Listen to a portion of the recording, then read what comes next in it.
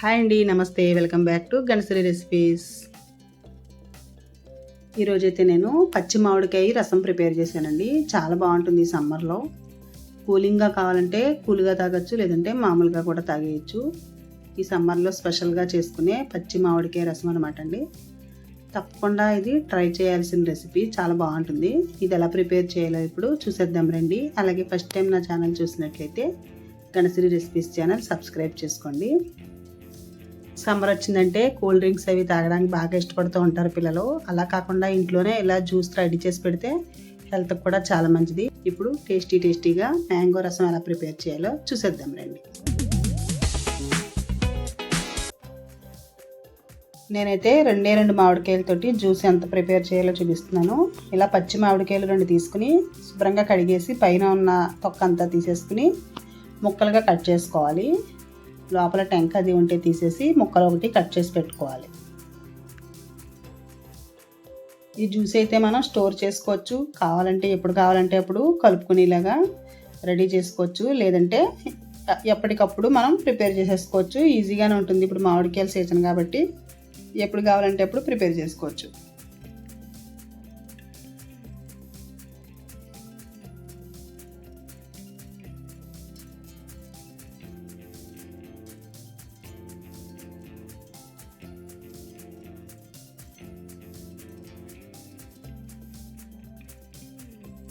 ఇలా కట్ చేసుకున్న మామిడికాయ ముక్కల్ని కుక్కర్లో వేసేసుకోవాలి.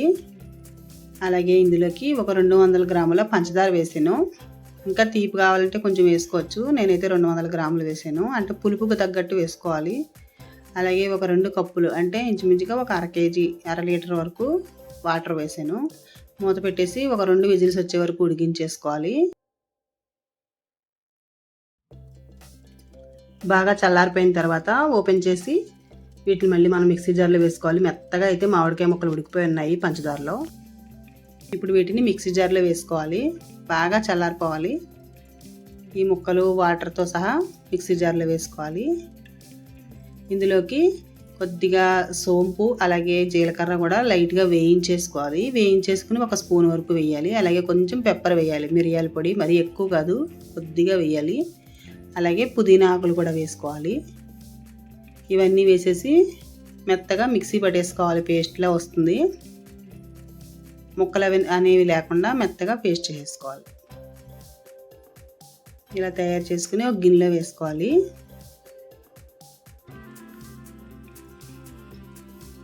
అలాగే మిగిలి ఉన్న ముక్కలు కూడా వేసేసుకుని రెండోసారి కూడా మెత్తగా పేస్ట్ చేసుకోవాలి. ఇందులో కొంచెం సాల్ట్ వేసుకున్నాను నేను. సాల్ట్ కానీ లేదంటే బ్లాక్ సాల్ట్ కానీ ఇష్టమైతే అది కూడా వేసుకోవచ్చు. బ్లాక్ సాల్ట్ వేసుకోవచ్చు. నేనైతే మామూలు సాల్టే వేసాను. చాలామంది అయితే బ్లాక్ సాల్ట్ వేసుకుంటారు. ఇలాగా ఇది కూడా మిక్సీలో మెత్తగా చేసేసుకుని గిన్నెలో వేసేసుకుని మొత్తం అంతా కలిపేసుకోవాలి.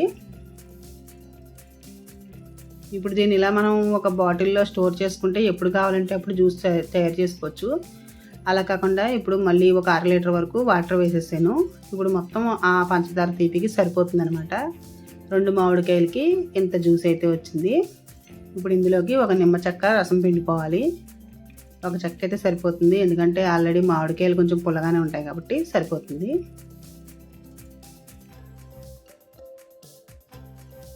అంతే, రెడీ అయిపోయింది మ్యాంగో జ్యూసు. చాలా అంటే చాలా టేస్ట్గా ఉంటుంది. అలాగే సమ్మర్లో చాలా మంచిది. ప్లేట్లో చాట్ మసాలా కానీ లేదంటే బ్లాక్ సాల్ట్ కానీ వేసుకోవాలి.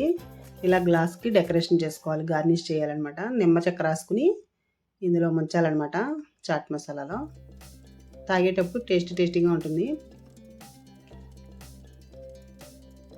ఇలా చేసిస్తే పిల్లలు ఇంట్రెస్ట్గా తాగుతారని, లేదంటే ఇలాంటివి ఏమీ అవసరం లేదండి, మామూలుగా కూడా జ్యూస్ చేసుకుని తాగేయచ్చు.